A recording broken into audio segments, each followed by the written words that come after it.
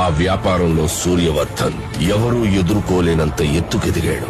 వ్యాపారాన్ని భద్రంగా కాపాడుకోవడానికి 5 పార్ట్నర్స్ ని మూల స్తంభాలుగా ఎంచుకున్నాడు. భార్గవ్, రాజేంద్ర దేశాయ్, ఆండ్రూస్, గురు పాండ్యన్. సూర్యవర్ధన్ కున్న అతి పెద్ద బలం అతని తమ్ముడు అధీర.